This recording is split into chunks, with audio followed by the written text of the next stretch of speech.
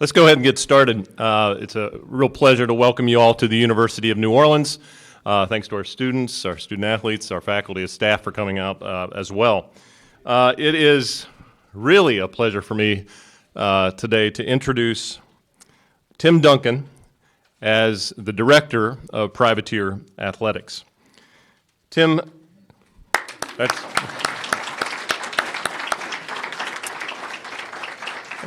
and I want to welcome Tim, his family, his friends, mom and dad, and aunt. I appreciate you being here today as well. Tim is a Memphis native and a former Tiger basketball student athlete, obviously.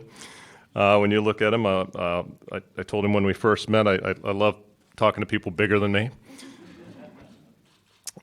Tim most recently is from Northeastern University in Boston, where he was the Deputy AD for External Affairs. He has had very successful stints as an AD at Clayton State and at Payne College, both in Georgia. He also served as an associate AD at UNC Wilmington. He holds bachelor's degrees from Memphis and a master's degree from Grambling. We identified Tim through a very comprehensive national search. And a very wide and successful search, or one of the most wide and successful that I've been involved in. It resulted in a very diverse and a very qualified pool of candidates with lots of different skill sets and from all parts of the country. But it was very clear to me that there was a special fit between Tim, UNO, and my vision for our future. There's a shared passion here and the skills necessary to elevate privateer athletics to an entirely new level. He's the right person at the right time, and I couldn't be more thrilled to have Tim here. Kind of as a side story, when I got the feeling he was the right guy, about 40 minutes into our first interview, and I had to stop for a second, and I thought, gosh, my jaw's achy, really sore. And it's at that point I realized I had a wide grin on my face for about 40 minutes, and it was starting to show up as a little bit of soreness. Let me end with a quote from Tim. And Tim wrote this piece in Athletic Director U that you might have read, and I believe it might be out here on the table when you came in. Part of that article is this, quote, "That is why there is no better institution positioned to seize the moment and start something great than the University of New Orleans. Like the city whose name it carries, the university is filled with people who carry the same energy and enthusiasm, and all who are eager to share it with the rest of the world. And it's the privateers that have the opportunity, or perhaps better yet, the responsibility of carrying the iconic fleur-de-lis flag across college athletics. It is my pleasure to introduce to you Tim Duncan, Athletic Director of the University of New Orleans.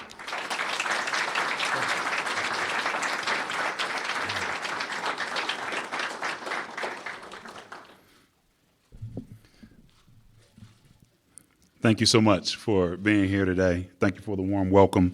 Before we get started, I'd like to do a few acknowledgments and say thank you, first of all, to Doctors Nicklo, John and Stacy. Thank you so much. It's easy to see why she's an apple of your eye. She's a super intelligent woman, friendly, super warm, and has made us feel very welcome so far. Dr. Nicklo, your vision got me so fired up and excited that I thought I could go and try to play again, but I quickly dispelled that notion. So thank you so much. I appreciate it. I also want to thank Jeff Konya. He's the athletic director at Northeastern University. We have had a wonderful relationship for a number of years, but over the past year that I've had a chance to work with him, I've learned so much about transparent leadership with your executive team, and he's just a marketing and game day experience guru, and hopefully we can try some of the successful things we did here, and we'll see if it works. But yeah, I really like to appreciate him. I really like to thank him for providing me with this opportunity as well. Dr. Nicklo mentioned the extensive national search, so I'd be remiss without thanking Kevin Gold and Bob Bodine of Eastman Bodine. They ran a very successful and, if I can say so myself, a very successful search. They were extremely professional. I felt prepared and knew what the ask was when I went into my interview, and that's what you want in an executive search firm. To members of the search committee, and I'll name them here, our friend Scott Craig from Cadiz at Mid-City. He was, that is an interesting, very passionate man, and he was very instrumental in helping to understand the passion that lives here. Coach Keyshawn Davenport, our women's basketball coach, Dr. Carolyn Goals, who's our Dean of Students, Adam Norris, just a true professional who's helped set up today and been a great friend through this process. Marco Perez over the arena. Alexa Quixley. I didn't get a chance to meet her during my interview phase, but over the past couple of days, I spent some time with her, and she is really sharp.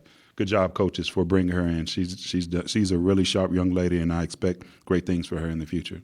Coach Sless, not only has he done a great job here, but he has one of the best dishes on the menu at Katie's at Mid-City. The char-grilled oysters with bacon. That was your ad?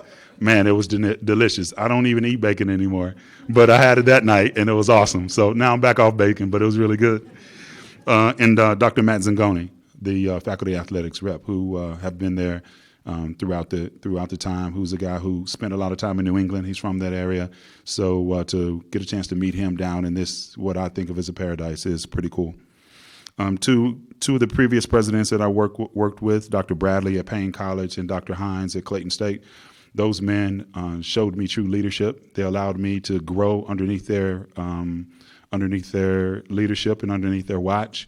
I appreciate them for embracing me and my vision and helping me along my dream to become a Division I athletics director. A few other names here that are important just to me and my development. Dr. Derek Gregg, Bill Lansden, Melvin Hines, Derek Horn, Lee Reed, Sean Frazier, Ward Emanuel, Anton Goff, China Jude, Dr. Ingrid Wicker McCree, Monique Holland, Dina Freeman Patton, Steve Stroud, Carl Evans, Mike Oblinger, Ziggy Siegfried, Dr. Denisha Hendricks, Dr. Tamika Jones, Derek McGee, and Harry Trace Denson, and a host of other colleagues. These are athletic directors or peers that we have a great bond. Steve is here today. We have a great bond, and we bounce things off each other. We talk formally and informally. It's great to have mentors and peers, and that's what these men and women have served for me over the course of my career. Vince Granito. Vince is in the room somewhere. Thank you so much. Thank you, Vince, for your leadership during this transitional period as interim. I definitely appreciate that. Derek Morell, I haven't had a chance to meet him yet, but his leadership has allowed us to set a foundation from which we can grow. Thank you for the athletics and university staff who are here and who helped set this day up. I definitely appreciate that. Thank you for our friends in the media who have joined us today. I look to get a chance to know you a lot better and develop a relationship and talk about the good things that we're doing over here in UNO. I want to thank all of our student athletes who are in attendance, and I'll talk a little bit more about that later. But it's been awesome to get a chance to meet and speak with some of those folks here over my short time here so far. And I also want to thank my family. My parents are here, Francis and Dora, my parents, and my Aunt Alma, who came down from Memphis.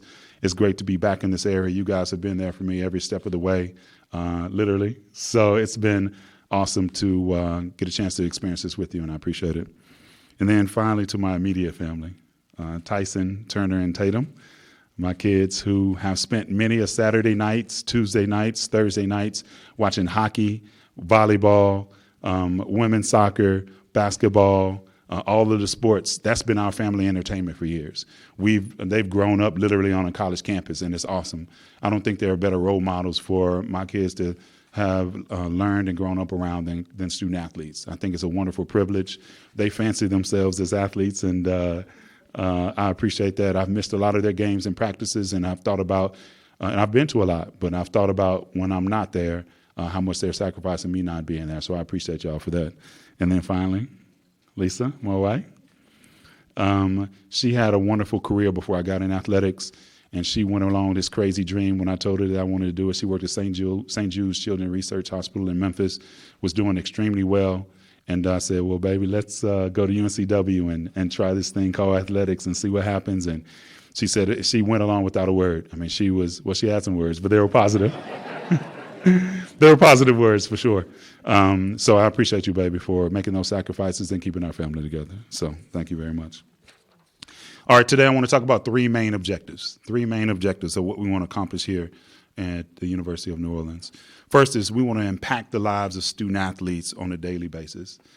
I was a student athlete in Memphis, and I knew the athletic director. I played basketball. So the athletic director travels with us.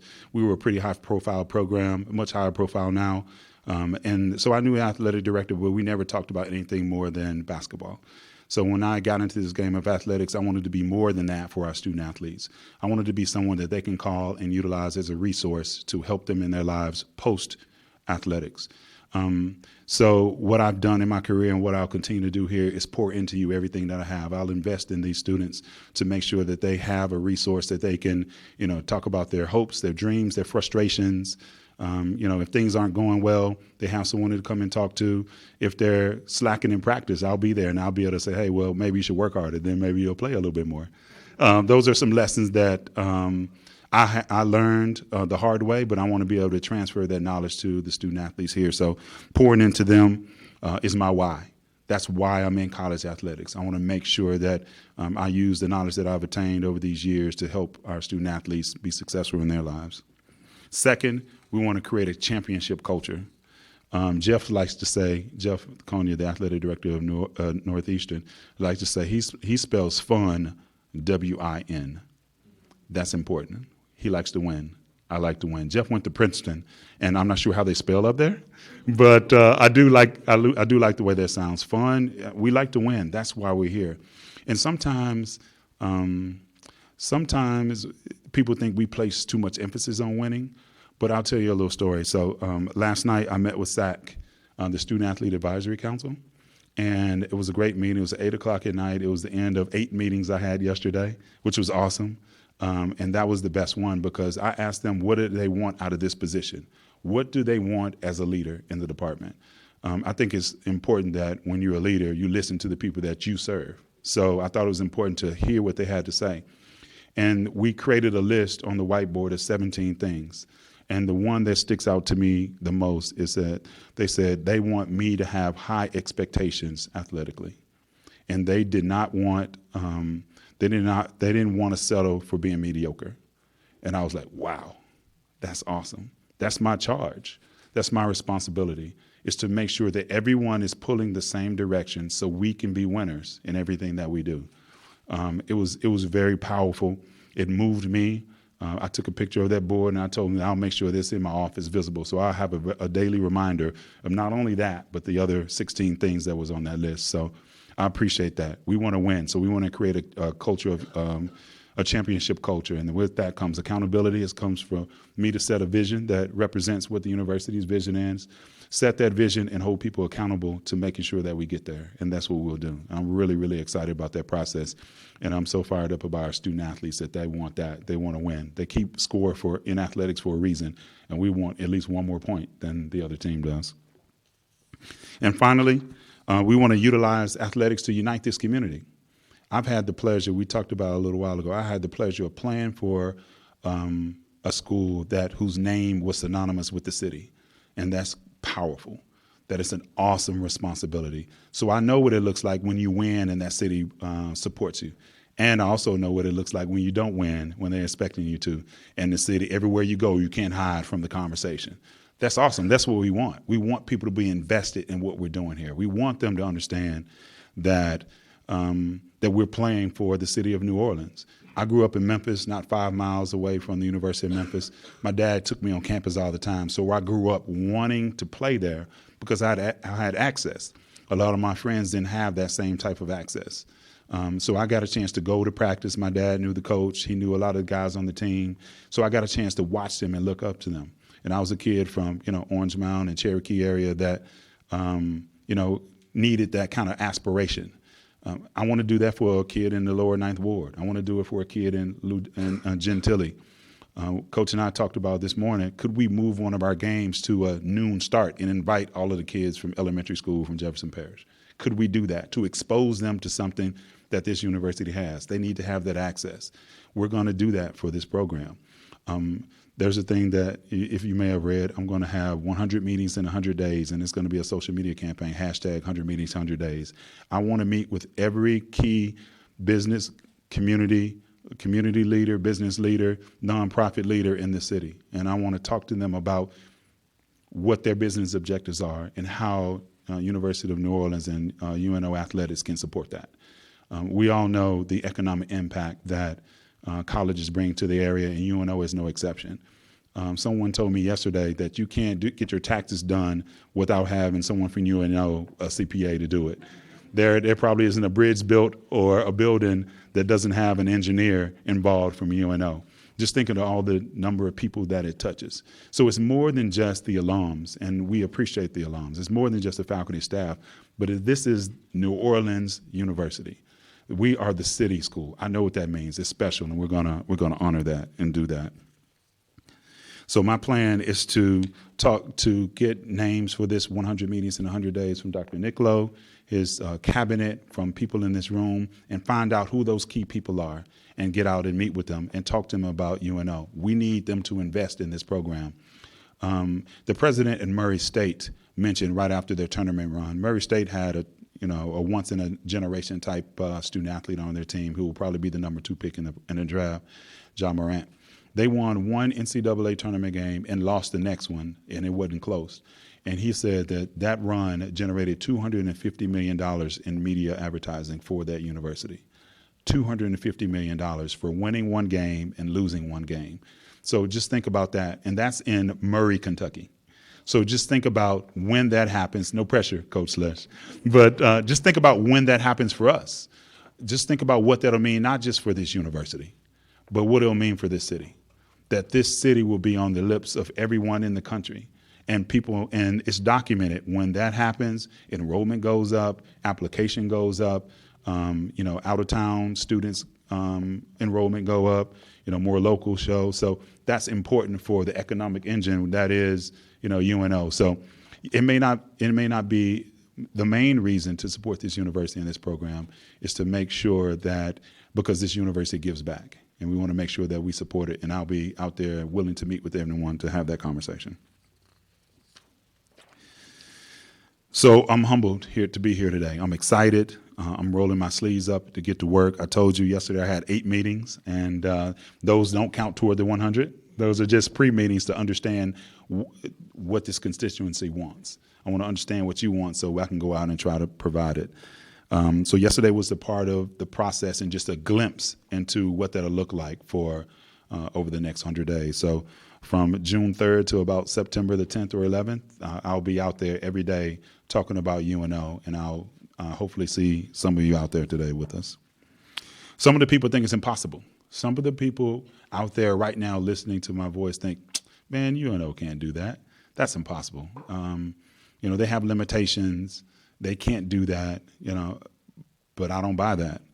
When I was a kid, my dad introduced me to one of his heroes, and he quickly became one of my heroes. If you walked into my office at Northeastern, you'd see pictures of this gentleman right now in my office, and you'll see pictures of this gentleman in my office when I move here. So I have a quote by him that talks about the impossible task in front of us. Impossible is just a big word thrown around by small men who find it easier to live in the world they've been given than to explore the power they have to change it. Impossible is not a fact. It's an opinion. Impossible is not a declaration. It's a dare. Impossible is potential. Impossible is temporary. Impossible is nothing. Muhammad Ali. Thank you for attending today. Thank you for the opportunity to serve as your leader, and go Privateers.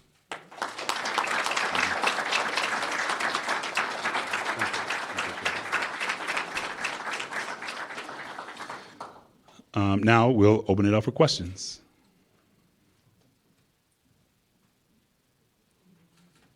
Yeah. Yes, I don't know if we have a microphone, but yes. Hey, Tim, can you tell me what you can do from a fundraising standpoint, and how critical do you think that is to your mission here, especially with Louisiana and its current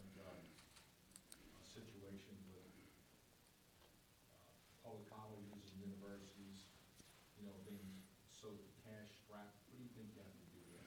Sure. Could you tell me your name and your affiliation, please? Thank you. Ed Daniels, Uh-huh. WGNO TV. Thank you, Ed. I appreciate the question. Yes, fundraising is always a part of college athletics. That's a key component. Colleges these days, we have to raise external funds because state dollars are dwindling.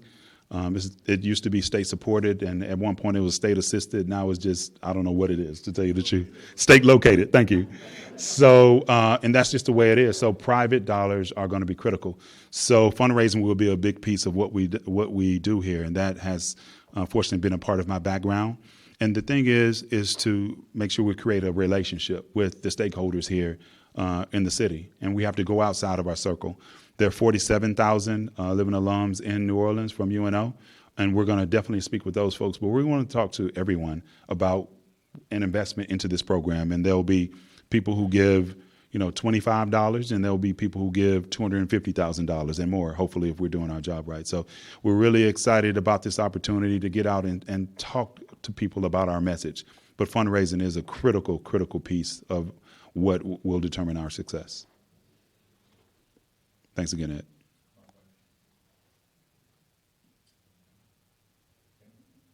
Go for it. In the scheme of things, I know you want all your sports to be incredibly successful. Right. Basketball and baseball have always been kind of the front porch of the school. Right. What do you think specifically you can do to help those programs? Basketball and baseball specifically, or the? I think, first of all of the sports and all the student athletes are tremendously important. One of the reasons that I enjoy here is that on Saturdays when some of my colleagues are going to football games around with their teams, I get a chance to go and watch volleyball and cross country and some of the fall sports. And that's important to me to support them. It's just like when you have your kids, if they have a recital or if they have a game, you want to be there and be present. And I'll make sure that I'm there for that. So all of those sports are important. However, to help drive our engine, it traditionally has been men's basketball and baseball, and that won't change. So what I think I can do is I know I can help raise money and carry our message out.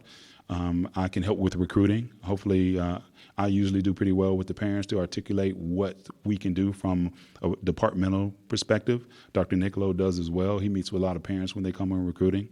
And just having a singular focus of how we are successful in those programs. We have to be successful to drive the revenue engine that will fuel us. And those are the sports that are most popular with folks. So that gives us conversation starters. We'll be on ESPN radio here locally, talking about UNO baseball and men's basketball. But what I'll promise to do is utilize that platform to get people out to see some of the other sports too, because we have some wonderful student athletes in all of those sports. So those two are critically important for our revenue engine, but we want to shine that light on all of our student athletes as well.